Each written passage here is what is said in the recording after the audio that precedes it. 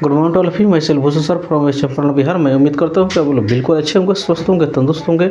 मैं आप लोगों के बीच आज बायोलॉजी के एक टॉपिक लेकर आया हूँ जो कि बहुत इम्पोर्टेंट है, जिस टॉपिक का नाम है श्वसन तंत्र। ठीक है, भारत के कोई ऐसे परीक्षा आया नहीं जिसमें बेचारा पाया नहीं। तो ठीक है, ज़्यादा देर न करते हुए मैं अपने सेशन का शुरू करने जा रहा हूँ। ये पार्ट सेकंड है। पार्ट 1 मैंने ऑलरेडी अपलोड कर चुका हूँ। यदि आप मेरे चैनल पर नए हैं तो सबसे पहले आप मेरे इस चैनल को सब्सक्राइब कर लीजिए, बेल आइकन को प्रेस कर लीजिए और इसके प्रीवियस वीडियो को भी देखिए। बहुत से सारे वीडियो मैंने अपलोड किया हूँ जो कि भारत के हर एक प्रतियोगी परीक्षाओं के दृष्टिकोण से मस्ट इम्पोर्टेंट है। तो देखिए, पहला टॉपिक है हम लोग क्या है, डायफ्राम। डायफ्राम जो होता है एक गुंबद के भांति ये हमारा वक्ष गुहा के नीचे, ठीक, और ये अवस्थित रहता है। ठीक है, जो कि ये निश्वसन में काफ़ी हम लोग को मदद करता है। ठीक है, ये 75% ये क्या करता है, ये मदद करता है। जिससे हम लोग श्वसन की प्रक्रिया करते हैं तो डायफ्राम का हो जाता है, ये नीचे ये दब जाता है। यानी कहने का मतलब यह है, यह जो हम लोग का लंग्स होता है, लंग्स के जस्ट ये नीचे रहता है। ठीक है, जैसे हम लोग श्वसन की प्रक्रिया करते हैं, जैसे लंग्स में जब एयर जब भरता है तो क्या होता है, नीचे हो जाता है। जिससे हम लोग एक्सहेलेशन करते हैं तो उसके बाद से ये क्या होता है, ऊपर उड़ता है। ऊपर इसके उठने के योगदान के चलते हम लोग अच्छा से सांस छोड़ पाते हैं। अगर ये नहीं रहता तो हम लोग सांस नहीं छोड़ पाते। ठीक है, ये काफ़ी इम्पोर्टेंट रोल निभाता है। तो देखिए, इसके डिटेल्स से हम लोग जानने का प्रयास करें। डायफ्राम जो होता है गुंबदाकार पेशीय की रचना होता है। कैसे रचना होता है, गुंबदाकार पेशीय की रचना होता है। यह वक्ष गुहा के नीचे तथा उदर गुहा के क्या रहता है, ऊपर रहता है। याद रखना है, यानी याद रखना है, जब वक्ष माने क्या होता है, छाती होता है। ठीक है, उदर माने पेट होता है। ठीक है, आमाशय के जस्ट ऊपर रहता है। ठीक है, और छाती के नीचे रहता है। ठीक है, ये जिस उत्तक से बना रहता है उस उत्तक का नाम है संयोजिक उत्तक। क्या नाम है, संयोजिक उत्तक का बना हुआ रहता है। ठीक है, मैंने बताया कि निश्वसन में यानी एक्सहेलेशन में इसका योगदान रहता है कितना परसेंट, 75% इसका योगदान रहता है। जब हम लोग सांस लेते हैं तो मैंने बताया कि क्या हो जाता है, नीचे की ओर चला जाता है। और जब हम लोग सांस छोड़ते हैं तो ये क्या हो जाता है, ऊपर की ओर चला आता है। जिस कारण, ठीक है, ये हम लोग सांस ले पाते। ठीक है, जैसे ही नीचे की ओर चला जाता है तो फेफड़ा के आकार क्या हो जाता है, बढ़ जाता है। जिस कारण फेफड़ा में हवा प्रवाहित होता है। ठीक है, जैसे फेफड़ा के आकार बढ़े, जैसे हम लोग श्वसन करेंगे तो फेफड़ा का जैसे जैसे आकार बढ़ेगा वैसे वैसे क्या होता है, डायफ्राम नीचे की ओर चलता जाता है। ठीक है, जब हम सांस को क्या करते हैं, छोड़ते हैं, क्या करते हैं, जब हम लोग सांस को जब हम छोड़ते हैं तो डायफ्राम ऊपर आता है और फेफड़ा के आकार क्या होता है, छोटा होते जाता है। जिससे हवा जो होता है यानी एक्सहेलेशन की प्रक्रिया हो जाता है। ठीक है, तो मैं उम्मीद करता हूँ कि आप लोग समझ पा रहे होंगे। ठीक है, अगर ज़्यादा दिक्कत हो रहा है तो आप मेरे इस लगाए हुए डायग्राम के माध्यम से भी आप समझ सकते हैं, कोई दिक्कत नहीं है। मैंने ऑलरेडी इसीलिए मैं आप लोग के लिए यहाँ पर डायग्राम लगा दिया हूँ। ठीक है, अगला है, यह जो है गर्भवती महिलाओं में ये डायफ्राम जो होता है मुख्य रोल नहीं निभाता है। अब डायफ्राम मुख्य रोल इसलिए नहीं निभाता है, जब जैसे जैसे गर्भवती महिला के दिन काफ़ी करीब आता है वैसे वैसे उसका उदर यानी पेट बढ़ना शुरू कर देता है बच्चा के बढ़ने के चलते। ठीक है, और डायफ्राम का होता है नीचे से जैसे बच्चा फोर्स करता है, जैसे उसका बॉडी बढ़ता है तो डायफ्राम ऊपर बढ़ते जाता है। ठीक है, जो कि जो अब नीचे आने की उसकी संभावना नहीं रहता है। ठीक है, उस अवस्था में उस महिला का जो पसली होता है वही डायफ्राम के काम करता है। ठीक है, समझ में रहना। अगर वह पसली किसी महिला को अगर खुदा ना खास अगर उस अवस्था में अगर टूट जाता है तो समझिए उस महिला का मृत्यु निश्चित हो जाता है। और दूसरा बात यह है कि किसी भी पुरुष का, किसी भी मनुष्य का अगर डायफ्राम इस तरह जनरली अगर टूट जाता है तो समझिए निश्चित मरना है। क्योंकि यह 75% योगदान एक्सहेलेशन में यानी निश्वसन में रोल निभाता है कौन? यह डायफ्राम। ठीक है, तो मैं उम्मीद करता हूँ कि आप अच्छे से समझ पा रहे होंगे। अगला हम लोग का टॉपिक है नासा छिद्र। नासा छिद्र को शुरू करने से पहले मैं आप लोग से काइंडली रिक्वेस्ट करना चाहूँगा, यदि आप मेरे चैनल को अभी तक सब्सक्राइब नहीं किए हैं तो आप प्लीज़ मेरे चैनल को सब्सक्राइब कर लीजिए, बेल आइकन को प्रेस कर लीजिए, ताकि आज के बाद जो भी वीडियो मैं अपलोड करूँ आपके पास पहुँचे, आप उसका लाभ उठा सकें। और मेरे इस चैनल पे भारत के हर एक प्रतियोगी परीक्षाओं के दृष्टिकोण से modern history, medieval history, physics, chemistry, ancient history और मैथ के बहुत से सारे वीडियो लगभग 250 प्लस में पड़ा हुआ है। आप उसे जाकर देख सकते हैं और उसका लाभ उठा सकते हैं, क्योंकि यहाँ पर जो भी सीरीज मैंने ख़त्म किया हूँ वो समझिए जड़ से लेकर ख़त्म कर दिया हूँ अंतिम तक। तो आप जाकर देखिए, उसका लाभ उठाइए। ठीक है, और दूसरा बात यह है कि मेरे सेम नाम सेम आईडी से मेरे फेसबुक चैनल पर भी मेरा वीडियो पड़ा हुआ, वहाँ पर जाकर देखिए, उससे भी फॉलो करते रहिए। ठीक है, अगला बात देखिए,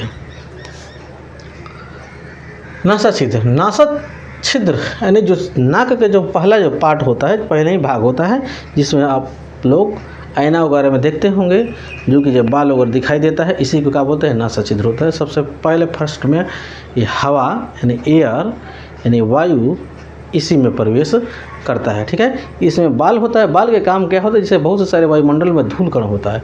क्या होता है? धूल कण होता है, जिसको ये क्या करता है? बाल रोक लेने का काम करता है। कभी कभी आप देखे होंगे कि बहुत ऐसे लोग हैं जो कि नाकों में उंगली लगाकर उसको ऐसे नचाते हैं, नचा कर वो साफ करते हैं। जैसे निकालते हैं तो निकाल के पहले उसको अच्छा से ऐसे ऐसे गोला करेंगे, गोला करके पहले ध्यान से देखेंगे। ऐसे ध्यान से वो कभी कोई व्यक्ति देखता है जिससे लगता है जो कोई उसमें आकर डायमंड का कण फंसा हुआ हो। ठीक है, इस हिसाब से देखते हैं, उसके बाद से वो फेंकते हैं। ये देख पा रहे हैं, ये घटना किसका है? नासा छिद्र का है। ठीक है, अगला देखिए, नाक का यह अगला भाग होता है। इसकी भाग में क्या होता है? वायु अंदर प्रवेश करता है, इसमें बाल पाया जाता है, जो धूल कण को क्या करता है? रोक लेता है। अगला काम यह है, यह जो है हवा को गर्म करता है, साथ ही साथ हवा को गीला भी करने का काम कौन करता है? नासा छिद्र करता है। ये फैक्ट है, आपको याद रखना है। अगला है नासिका कपाट। क्या है? नासिका कपाट। यह नाक का क्या होता है? पिछला भाग होता है। इसमें चिपचिपा क्या रहता है? म्यूकस पाया जाता है। जो धूल कण ये नाकों के जो बाल में सट नहीं पाते हैं, रुक नहीं पाते हैं, बहुत बारीक होते हैं, वो जाकर इसमें फंस जाते हैं। क्योंकि जो नाक हम लोग देख पा रहे हैं, इसका छिद्र इतना सीधा नहीं होता, बहुत टेढ़ा टेढ़ा सा होता है। ठीक है, कहीं ना कहीं इसके दीवार में उसको रुकना ही है। ठीक है, म्यूकस चिपचिपा होता है, चिपचिपा होने के नाते वो क्या होता है? धूल कण उसमें जाकर सट जाता है। ठीक है, अब देखिए, इसी नासिका कपाट में एक लोब होता है जिसका नाम है ऑल्फैक्टरी। इस ऑल्फैक्टरी लोब के चलते ही हम लोग किसी सुगंध या दुर्गंध को एहसास कर पाते हैं। अभी कहीं आप जाते होते रहे हैं तो किसी के घर पे या कहीं पर भी समझिए अच्छा चीज़ बन रहा होता है, मीट मछली या खीर पूड़ी बन रहा होता है, चाहे अच्छा पकवान बन रहा होता है, तो आपको तुरंत महसूस हो जाता है जो यहाँ पर ये चीज़ बन रहा है। किसके चलते? तो उसका नाम है ऑल्फैक्टरी लोब। क्या नाम है? उसको ऑल्फैक्टरी लोब नाम है, याद रखना है। ठीक है, ये हमें सुगंध का एहसास कराता है। ये किस भाग में रहता है? नासिका का पार्ट में रहता है। अगला हम लोग का टॉपिक होता है ग्रसनी। क्या है? ग्रसनी। यह नासिका का पार्ट क्या रहता है? निचला। ये नासिका का पार्ट के नीचे और मुख के पीछे ये पाया जाता है ग्रसनी। ठीक है, ये ग्रसनी एक ऐसे पार्ट है जिसमें वायु और भोजन दोनों के दोनों जाता है। ठीक है, एक बात आप लोग को याद रखना है। एक फैक्ट के रूप में आपको याद रखना है, ग्रसनी निगल द्वार के माध्यम से ग्रास नली से क्या होता है? जुड़ता है। पहला फैक्ट। और दूसरा फैक्ट जो होता है, ग्रसनी की लंबाई कितनी होती है? 25 सेंटीमीटर होती है। तीसरा फैक्ट यह है कि ग्रसनी स्वर तंत्र के द्वारा श्वास नली से क्या होता है, जुड़ा रहता है। ये आप लोग को याद रखना है। अगला है स्वर तंत्र। क्या है, स्वर तंत्र। यह ग्रसनी को श्वास नली से क्या करता है, स्वर तंत्र जो होता है ग्रसनी को श्वास नली से जोड़ने के काम करता है। यह ग्रसनी के नीचे पाया जाता है। ठीक है, समझ में नो। स्वर तंत्र के दीवार किसके बन रहती है, उपास्थि के बन रहती है। कितनी उपास्थि की संख्या रहती है, उस उपास्थि की संख्या रहती है 9। कितनी रहती है, उपास्थियों की संख्या रहती है 9। इसी के चलते, स्वर तंत्र के चलते ही हम लोग बोल पा रहे हैं। बहुत ऐसे लोग हैं जो सुंदर से सुंदर आवाज़ निकाल पाते हैं। अब बहुत ऐसे लोग हैं जो कि ये फाटल बाँस यानी पारा जैसे भी बोलते हैं। ठीक है, तो किसका कमाल रहता है, ये स्वर तंत्र का ही कमाल रहता है। छोटे छोटे बच्चे को देखते होंगे, उस समय उस बच्चे का जो स्वर तंत्र रहता है वो काफ़ी सुंदर दिखाई देता है। ठीक है, जैसे ये बच्चा 10 से 12 वर्ष के होता है, उसी अवस्था में ये स्वर तंत्र क्या हो जाता है, ये फट जाता है। ठीक है, जिसके चलते उसके आवाज़ में भारीपन आ जाता है। लाइट थोड़ा सा कट गया है, फिर भी प्रकाश मिल पा रहा है, आप देख पा रहे होंगे। मैं उम्मीद करता हूँ कि आप देख पा रहे होंगे, कोई दिक्कत नहीं है। ठीक है, लेकिन थोड़ा सा डाउन हुआ होगा, आप मैनेज कर सकते हैं। ठीक है, लेकिन खास बात, दूसरा खास बात यह है कि ये महिलाओं में जो होता है ये स्वतंत्र जल्दी से ये फटता नहीं है। ठीक है, उसको 12 वर्ष या 10 वर्ष उम्र आने से कोई फ़र्क नहीं होता, लेकिन पुरुषों में उसका फ़र्क पड़ जाता है, उसका आवाज़ में भारीपन आ जाता है। ठीक है, लेकिन महिलाओं को आवाज़ सेम टू सेम जैसे बचपन रहता है, लास्ट में रेयर केस में किसी का आवाज़ क्या होता है, भद्दा हो जाता है। ठीक है, अगला देखिए, यह जो होता है ये पक्षियों में, इसमें पक्षियों में वॉइस बॉक्स का काम कौन करता है, सेरिक्स करता है। कौन करता है, सेरिक्स करता है। लैरिक्स पर एक ढक्कन के जैसे संरचना बन जाता है। लैरिक्स जो होता है उस पर एक ढक्कन जैसे एक संरचना पाया जाता है, जो कि जे उसका नाम है एपिग्लोटिस। क्या नाम है, एपिग्लोटिस। एपिग्लोटिस का काम क्या होता है, इसको समझने के हम लोग प्रयास करें। जैसे हम लोग भोजन कर रहे होते हैं, तो भोजन जब करते हैं तो वो क्या करता है, ये जो ग्रसनी जन्म होता है 2 भागों में बट गया रहता है। एक ग्रास नली और एक क्या, एक निगल द्वार, एक कंठ द्वार। एक निगल द्वार, एक कंठ द्वार। ये निगल द्वार और कंठ द्वार दोनों के ही बीच में ही क्या रहता है, जैसे मान लीजिए ये निगल द्वार है, एक कंठ द्वार हो गया ना। एक मान लीजिए निगल द्वार है, ये कंठ द्वार, इसके बीच में रहेगा। तो जैसे हम लोग भोजन करते हैं तो ये क्या करता है, भोजन करते हैं तो कंठ द्वार को बंद कर देता है। ठीक है, और जैसे हम लोग खाली एयर लेते हैं तो ये क्या करता है, ये निगल द्वार को बंद कर देता है। ठीक है, इसको कंट्रोल करने का काम कौन करता है, जिसका नाम है हमारा दिमाग का यानी ब्रेन का एक पार्ट होता है जिसका नाम है मेडुला ऑब्लोंगाटा। क्या नाम है उसका, मेडुला ऑब्लोंगाटा। यही उसका काम करता है, क्या, उसको कंट्रोल करने का। ठीक है, अगर ये नहीं रहता तो हम लोग को इधर से उधर क्या हो जाता, आवाज़ भोजन ग्रास नली के और चले जाता कहीं पे, जैसे ग्रास नली होता है और एक निगल द्वार होता है और एक कंठ द्वार होता है। निगल द्वार के कंठ द्वार में, कंठ द्वार के किस में, निगल द्वार में काम हो जाता है। लेकिन ये जो मेडुला ऑब्लोंगाटा होता है, जैसे हम लोग भोजन करते हैं तो ये क्या करता है, ये कंठ द्वार को ये बंद कर देता है। ठीक है, ताकि कंठ द्वार का काम क्या है, हवा को खींचना।